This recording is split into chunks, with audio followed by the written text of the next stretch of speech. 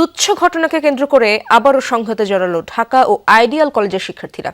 দুপুরে science lab মোড়ে এই সংঘর্ষের ঘটনা ঘটে। এ সময় লাঠি নিয়ে দুপক্ষের মধ্যে ঘটে ধাওয়া পাল্টা ধাওয়া, পরস্পরকে লক্ষ্য করে ছড়ে ইট পাটকেল।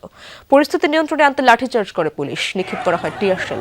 প্রত্যক্ষদর্শীরা জানান, দুই কলেজের শিক্ষার্থীদের মধ্যে প্রথমে বাকবিতণ্ডা শুরু হলেও তা গড়ায় সংঘর্ষে। এতে এলাকায় উত্তেজনা ছড়িয়ে পড়ে এবং সড়কে যান চলাচল স্বাভাবিকভাবে বন্ধ হয়ে যায়। কেউ আহত হয়েছেন কিনা তাৎক্ষণিকভাবে তা নিশ্চিত হওয়া যায়নি। ঢাকা কলেজের শিক্ষার্থীদের বক্তব্য, ব্যক্তিগত বিষয়গুলোকে সংঘর্ষের মাধ্যমে প্রাতিষ্ঠানিক রূপ দেওয়া হচ্ছে।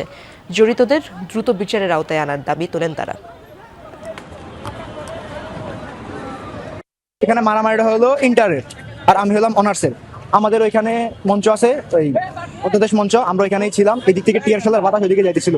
তো আমরা আইসা শুনি যে আইডিয়াল আর হলো আমাদের ঢাকা কলেজের ইন্টার মারামারি লাগছে। আগে ঢাকা কলেজের পোলাপানরা মারছে, ফাটাই ফুটাই দিছে, ওরা ওটার প্রতিশোধ নিতেই আসছে।